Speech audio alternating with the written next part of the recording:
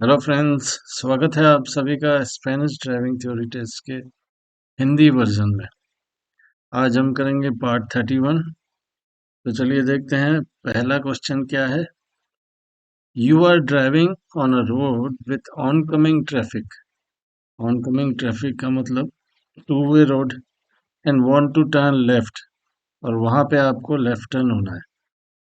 Do you have to stay as far to the left as possible in your lane to allow other vehicles to overtake on the right। आपको अपनी ही लेन में खड़ा होके left turn की तैयारी करनी है, और ऐसी पोजीशन पे कि आपको राइट से, जो पीछे से आपके व्हीकल आ रहे हैं वो राइट से आपको ओवरटेक कर सकें। तो ये चीज पॉसिबल है क्या? ऑप्शन है no, overtaking on the right is prohibited. कि राइट से ओवरटेकिंग प्रोहिबिटेड है। प्रोहिबिटेड तो है, लेकिन ऐसे केस में जब आप रुक जाते हैं तो क्या सारा ट्रैफिक आपके पीछे रुक जाएगा? तो वो भी गलत होता है। तो कोई ना कोई रास्ता आपको निकालना ही होगा। बी ऑप्शन है when, only when I ride a two wheeler. जब मैं टू व्हीलर ड्राइव कर रहा हूँ तब। लेकिन फोर व्हीलर होगा तो क्या करेंगे? सी है yes but without obstructing the oncoming traffic.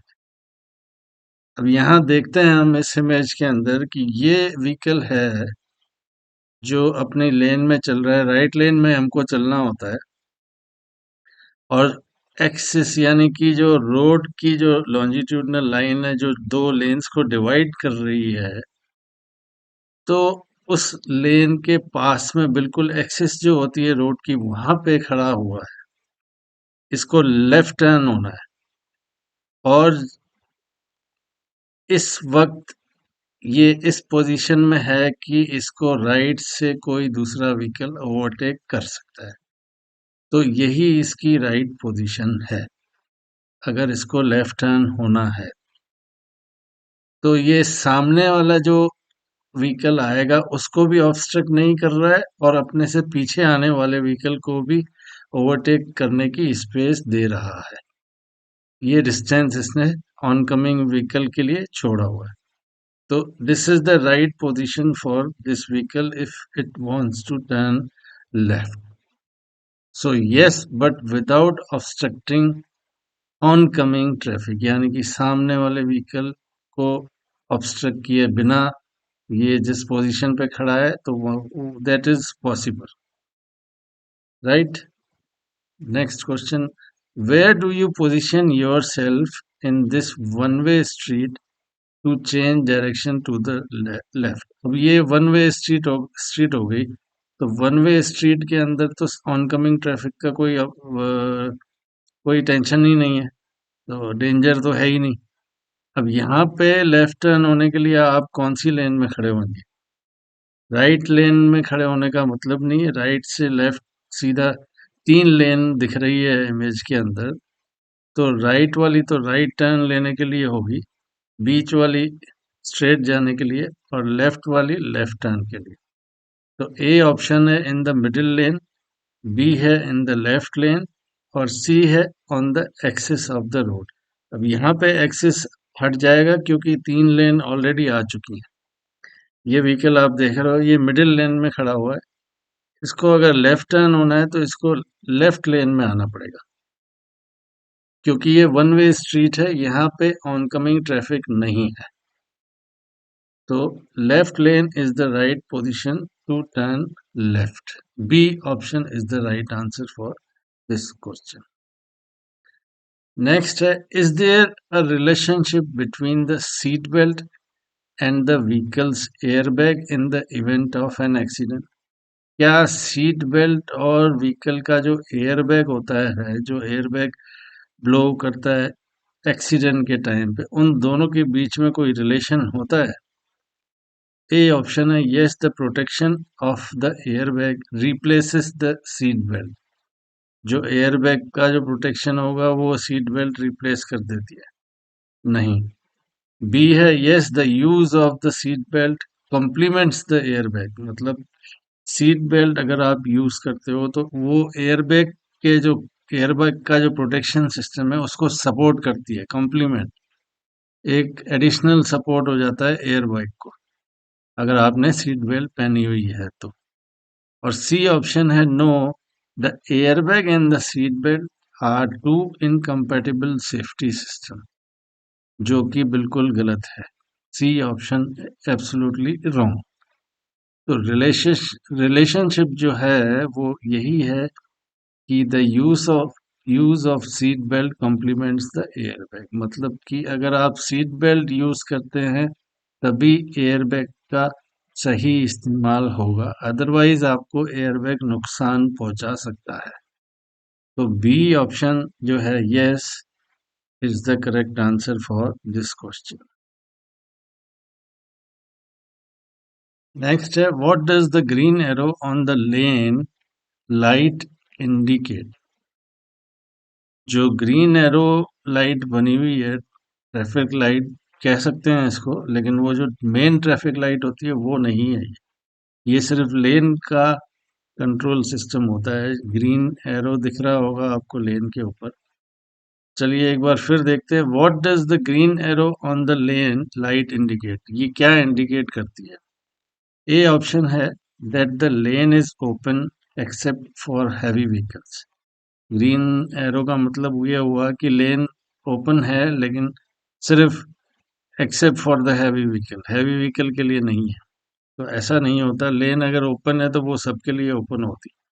B option है that the lane is open but you must obey traffic sign and right of way rules.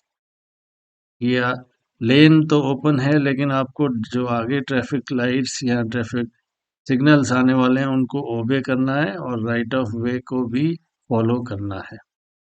और सी ऑप्शन है that the lane is open and gives way to other vehicle. अब यहाँ पे give way का कोई ऐसा sign नहीं आ रहा है, लेकिन अगर आता है आगे तो आपको गिव वे करना है।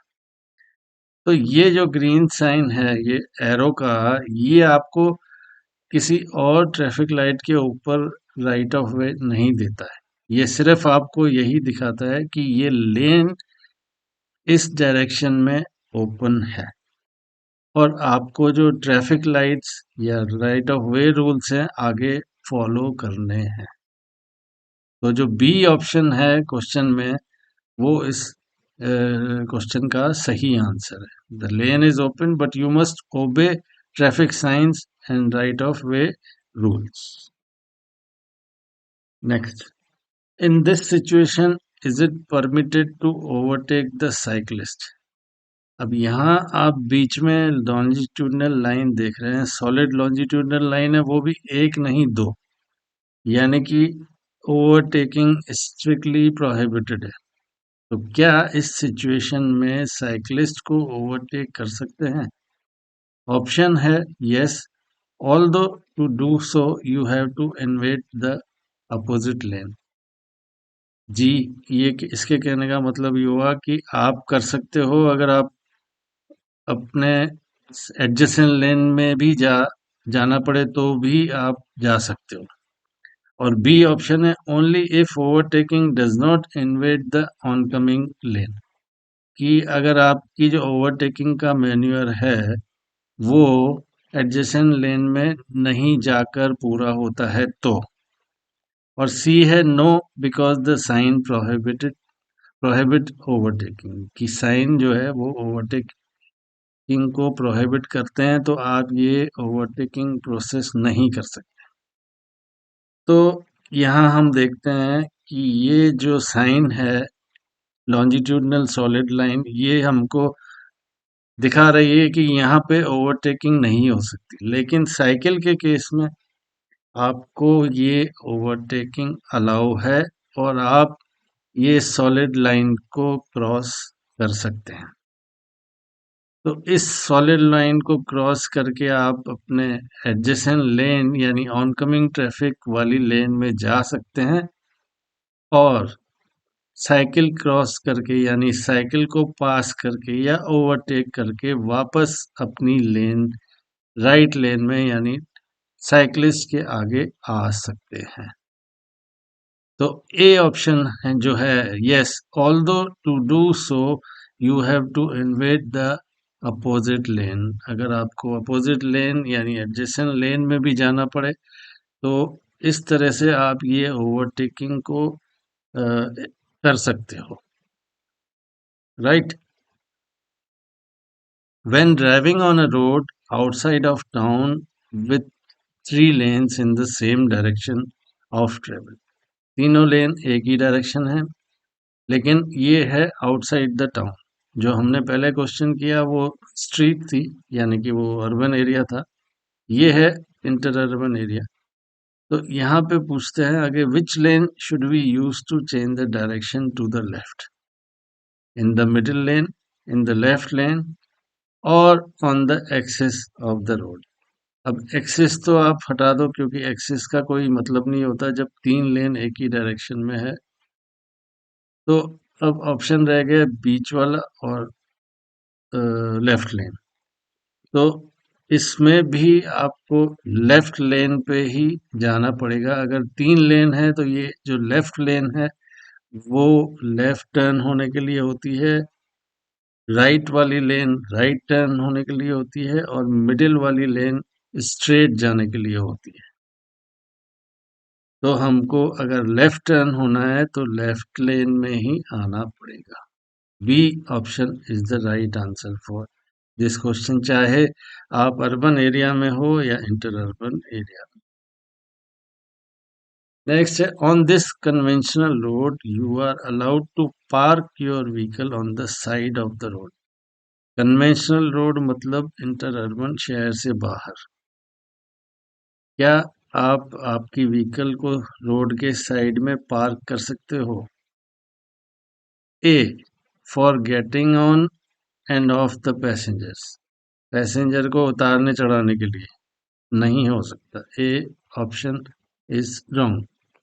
बी है, for unloading item provided the holding time is less than 2 minute. ये भी नहीं हो सकता कि आप अनलोडिंग और लोडिंग कर रहे हो। सी है, for reasons of emergency. C option is the right answer in this case. Conventional road यानी इंटर अर्बन रोड पे हार्ड शोल्डर या रोड से बाहर आप सिर्फ इमरजेंसी के केस में ही स्टॉप या पार्क कर सकते हो।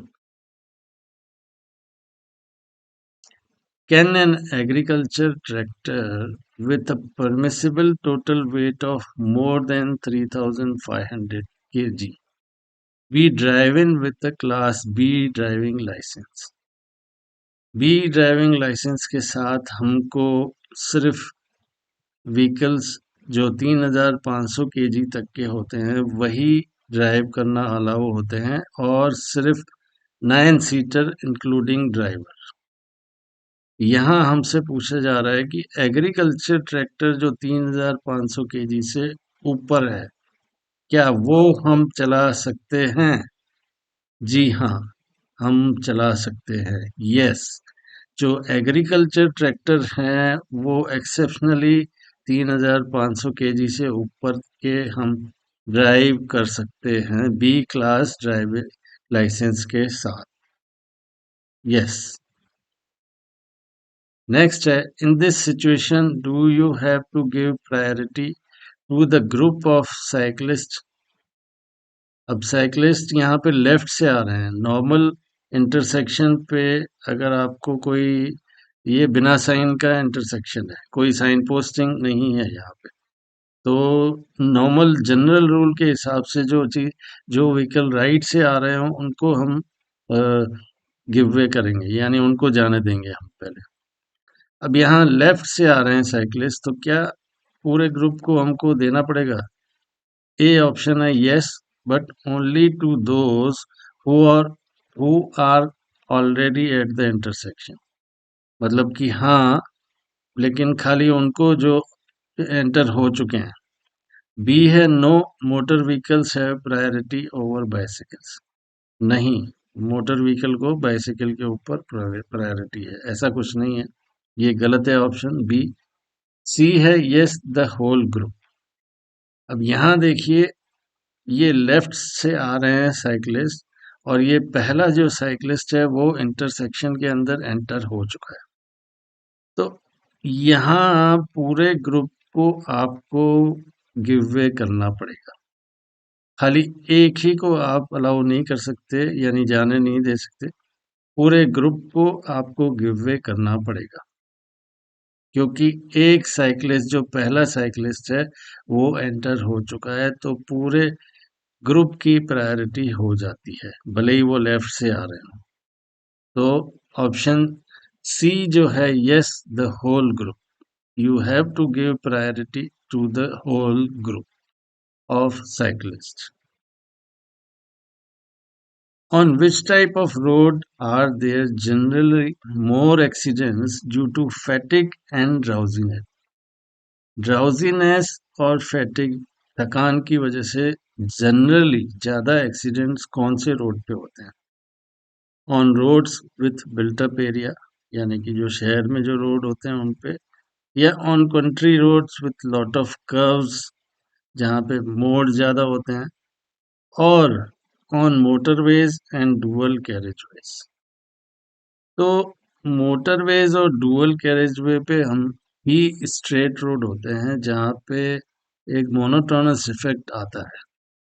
जब कई बार आपने नोट किया होगा, जब हमारे पास काम नहीं होता है तो थकान ज्यादा होती है, बजाय कि काम होता है तो उसमें कम थकान होती है। तो यहाँ भी वही चीज है, स्ट्रेट रोड पे ड्राइवर को कुछ मूवमेंट नहीं करने को होता है, तो ड्राउजीनेस या फैटिग ज्यादा फील होती है। और अर्बन एरियाज में पास पास में कर्व्स आते हैं, मोड़ आते हैं, ट्रैफिक होता है, तो उसकी वजह से एक्टिवनेस रहती है बॉडी में, उस वजह से थकान कम महसूस होती है। तो इसलिए जो ज्यादा एक्सीडेंट फैटिग और ड्राउजीनेस की वजह से होते हैं, वो हाईवेज एंड डुअल कैरेजवे पे ज्यादा होते हैं। तो सी ऑप्शन जो है इस क्वेश्चन का सही आंसर है। और इसके साथ ही यहाँ पे हमारा पार्ट 31 का एंड होता है। इसके बाद हम अपने नेक्स्ट पार्ट में फिर मिलेंगे। तब तक के लिए अदियोस।